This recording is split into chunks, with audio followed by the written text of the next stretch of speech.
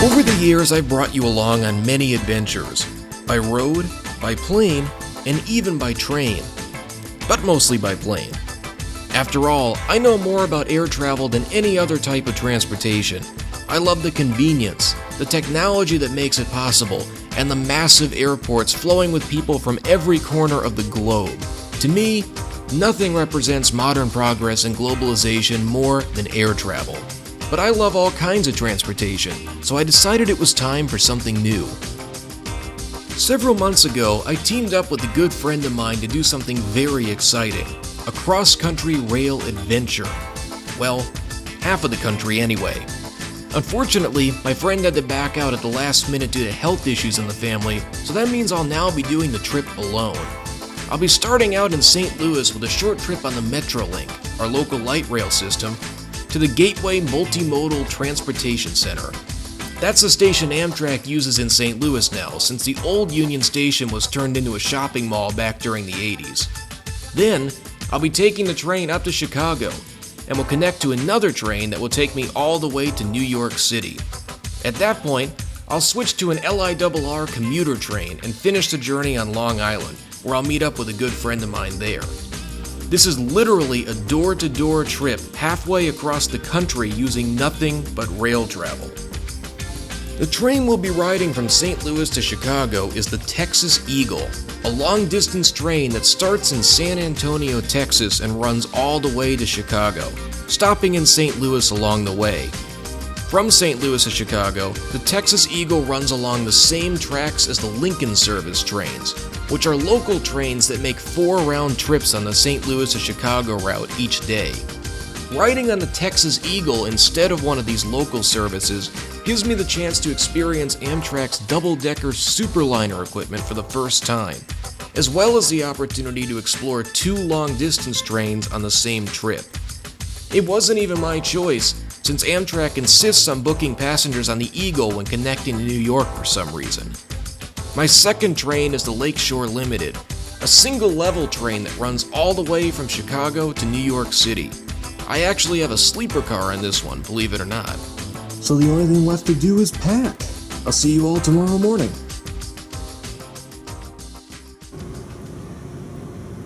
Well, we're off to a great start already. You can see it is 6:55 in the morning. This is when I was supposed to be going to the train station, but, unfortunately, Amtrak shows the position of all their trains in the whole country on this little interactive map. And as you know, we were supposed to be taking the Texas Eagle from St. Louis, which is up here. The Texas Eagle is currently down here, stuck because of some sort of maintenance issue that they didn't really specify. So, it is delayed indefinitely. So, because of that, there's no trains out of St. Louis going up to Chicago until 3 o'clock this afternoon, and I very well may not make it on that train. So, like any good traveler, I had to get creative here at 6:30 in the morning. Okay, so here's the deal. You already know the train that I was supposed to take up to Chicago was delayed indefinitely, so that was not going to work. I looked to see if there were any later trains today that would get me up to Chicago on time, and there weren't. So, I thought back to a few months ago where I had a very similar situation. I was going to take the train up to Chicago to go to a conference, but I had to move the date back at the last second, and all the trains the next day were sold out. So what I found at the last minute is a little airline called Air Choice One. These guys just fly these tiny single-engine Cessnas to small cities all over the Midwest, out of St. Louis and Chicago. And they actually offer connecting tickets between St. Louis and Chicago, too. And because they're an essential air service carrier, they don't raise their rates the day of travel. So you can buy a ticket the day you're going out or 6 months in advance, and it costs the same amount no matter what. So, Air Choice One is bailing me out again. The new plan is to drive to the St. Louis airport. I'm going to leave my car there. And we're going to fly from St. Louis to Decatur, Illinois, and from Decatur to Chicago O'Hare. With one stop, that means I'll be leaving St. Louis at 4 o'clock in the afternoon and getting to O'Hare around 6:30 this evening, which gives me 3 hours to get from O'Hare to Chicago's Union Station using public transit. So, no more door-to-door using nothing but rail, but this adds a little bit of adventure to the trip. Now, since I've flown Air Choice 1 on this exact same route before, I'm not going to be doing a real detailed trip report of this part of the trip, but I'll still be shooting plenty of footage for you. The real focus is going to be when I get up to Chicago and finally get on that long-distance train tonight to get to New York City. Now, after having my friend have to leave because of an emergency and having my train up to Chicago get canceled, I'm off to a pretty shaky start here, and I'm hoping this trip is going to start getting a little bit better. Some good news out of this whole thing is that I got Amtrak to refund the first portion of the trip and reissue the ticket, so I'm just on the Lakeshore Limited from Chicago to New York tonight. So as long as I can get up there in time, I'm gonna be good to go. Alright, it's a little before 2 o'clock, so I'm gonna head off to the airport now. With all the chaos this morning, it just feels like I've been awake for days. And I haven't even left for the airport yet. It's gonna be a long, long night.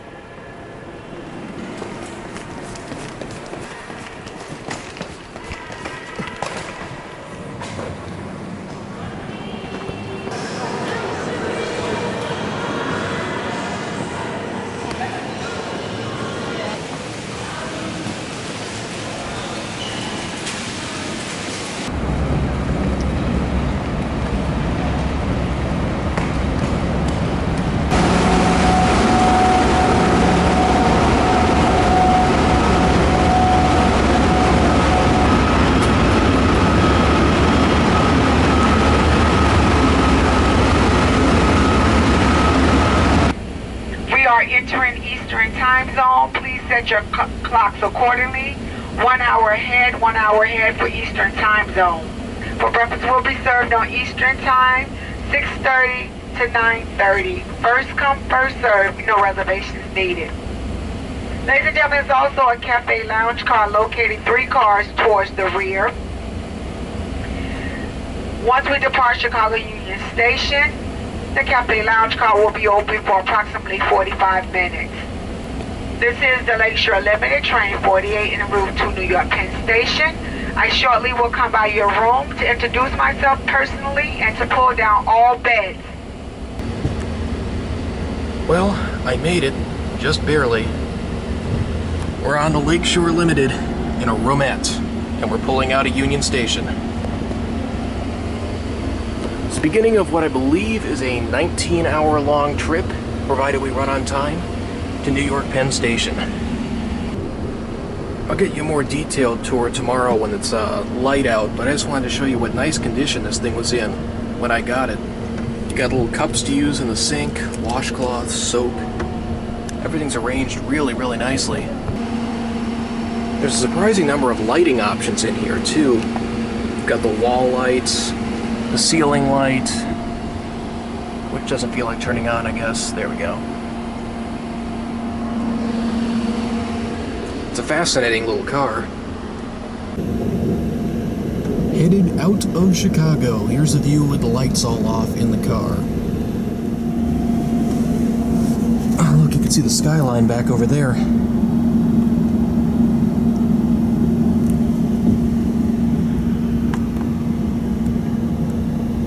Oh, and there's some superliners. Too bad I didn't get to ride on one today, but it worked out pretty well either way. Like 40 minutes out of speed.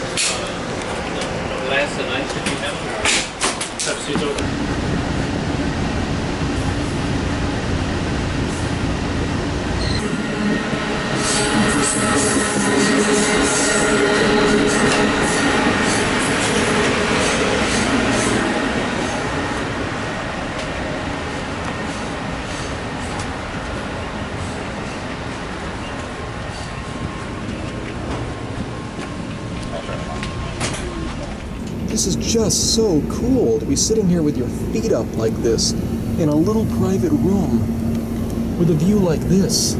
Even if you're just running through Chicago at night, it's just so cool. I've never experienced anything like this before. Figured I'd just show you the sandwich I got from the cafe car real quick. Nothing much to it, pretty much just a standard turkey sandwich. Cost $7. I would have grabbed some food outside in the station if I had the time. But this isn't bad, actually. And the attendant warmed it up for me, too, which is nice.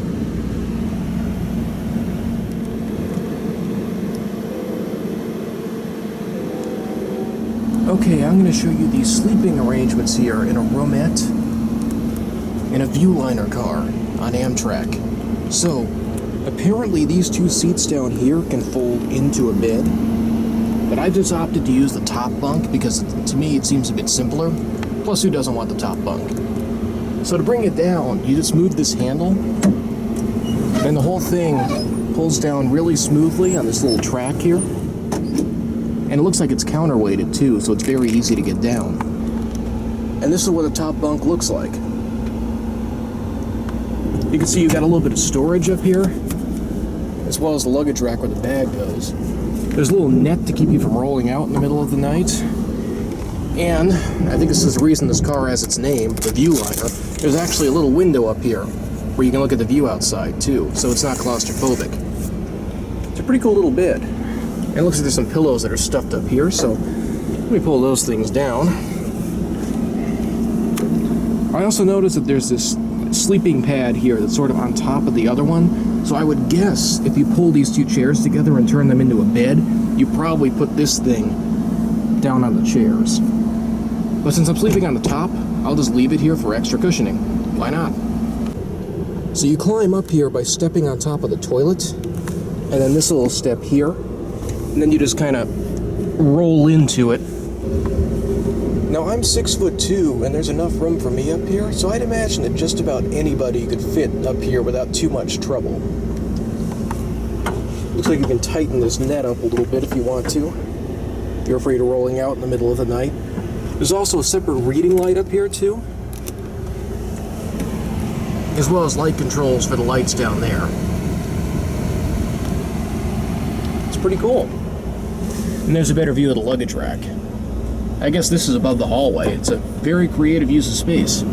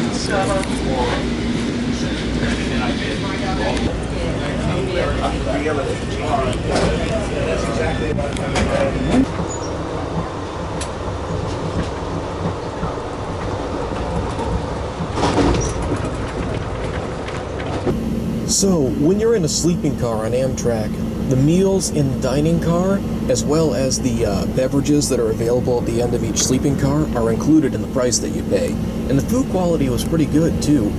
One interesting thing is that they do just seat you as strangers when you go in, so I was with this very nice older couple from Colorado. We were chatting the whole time that we ate.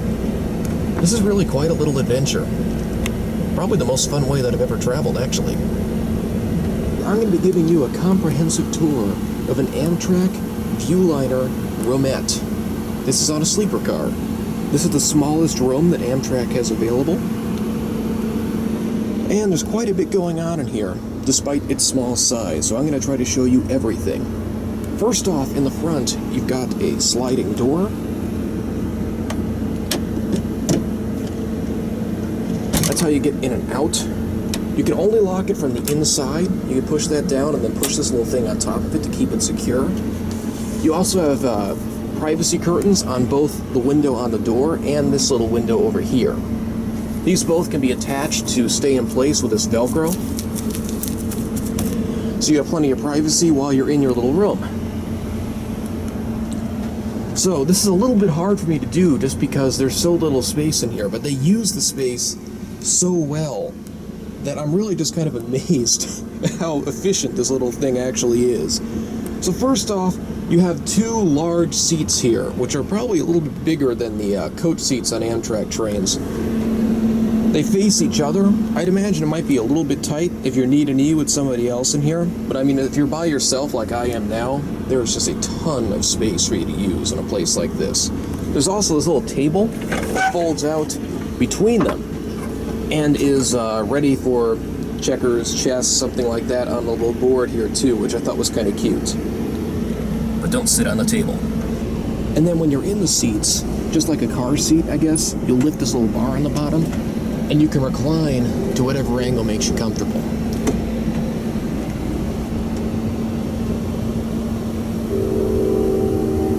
Here's a little something just to give you an idea of what this looks like with a laptop. So you can sit here very comfortably, get some work done. The only thing that's a little bit awkward is that the one outlet in here is up next to the sink. So when you plug in the cord becomes a little bit of a tripping hazard because it has to drape down right where you walk in and out.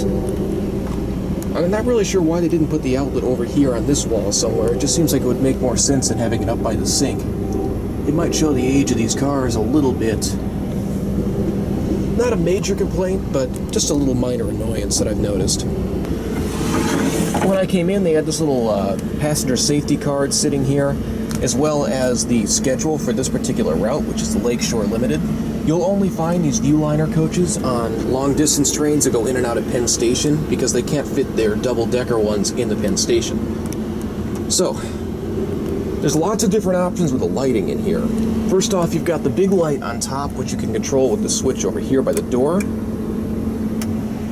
There's also a night light that's on no matter what, which is a little bit annoying at night because it's a lot brighter than it should be. But I do like how flexible the lighting is, aside from that one little issue. You've also got the mirror light, and on top of the two seats here, you have the wall lights, which have a high mode, a low mode, and you can turn them off completely. You also have reading lights available too, sort of like when you're on an airplane. So if you want to sit here and read something, you can do that too. So, there's a lot going on with this little console here too. One thing I was not expecting, being a first-time long-distance Amtrak train rider here, is that there's actually a toilet in this little room. This would be super awkward if you were sharing it with somebody else, but I guess it's nice and private when you're on your own. And then up here, there's a folding sink. See, when you pull it down, there's this little light that says sink down. So you get your water, do whatever you need to do. They have hand soap available up here. And then when you put the thing back, the water goes down the drain. Very, very creative. Also over here you have another mirror light control and the toilet flush button. And we just hit a curve and I almost fell over. Now, everything in here seems to double as something else, and the toilet's no exception. This is your first step, and this is your second step to get up into the upstairs, not really, the upper bunk. I'll be alright upstairs. One reason that this thing has a second window on the top, along with the one down here, is that when you pull the second bunk down from the top, the person up there also gets a view. I could demonstrate that real quick. So when you want to have somebody sleeping up on top, you just move this little thing and pull it down, and it's counterweighted, so it's very easy to get up and down. And it locks into place just like that. And there's a lot of stuff up here, and I don't have much space, but just to show you. So 1 foot on the toilet, 1 foot on the little ledge where the sink goes, and then you're up here on the upper level. Now what you're looking at here, this is actually the mattress that you use to put on the lower bunk, which is something that I did last night when I found that having this night light right on top of your head is a little bit annoying at night. But it's a very comfortable little bunk up here. There's enough room for somebody my size to sleep, so I'd imagine just about anybody would be okay. As long as you're comfortable climbing up these steps, you can get up here and be pretty comfortable. There's also this little safety net that folds down from the top. Or not folds down, but hangs from the top.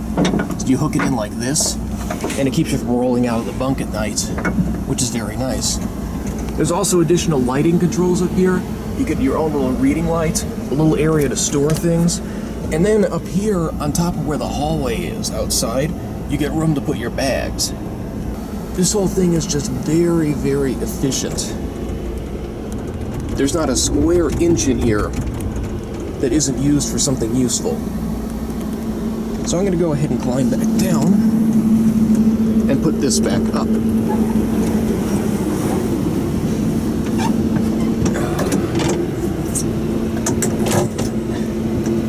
Now that's locked back in place. They do have a individual thermostat in each one of these rooms. It was set on 50 when I got in, and I don't think it's gotten below 78 since we left Chicago last night. So the cooling system does leave a bit to be desired here. You can see they have two little fans, which you can set on high, medium, or low, or turn them off completely. One to blow on the lower area here, particularly when you're sleeping at night, and then another one on the upper one.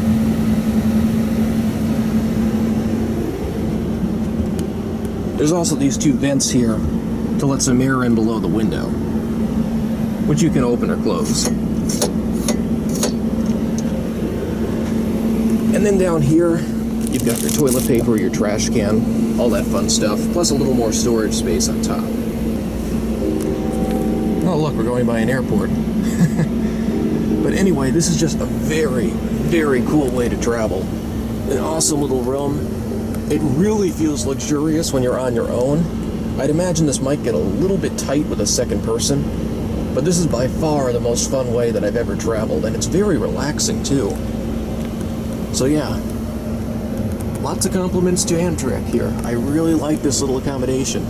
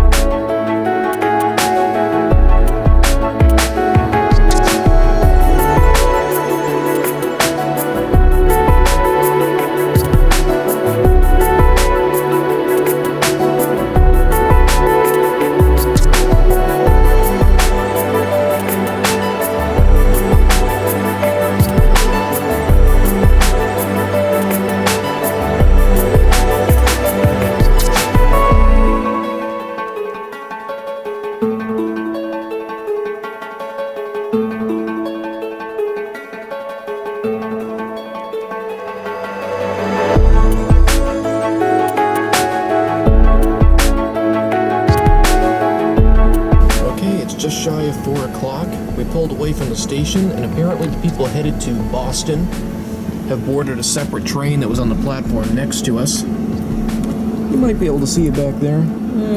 Just barely. It's the one that's sort of hiding right there.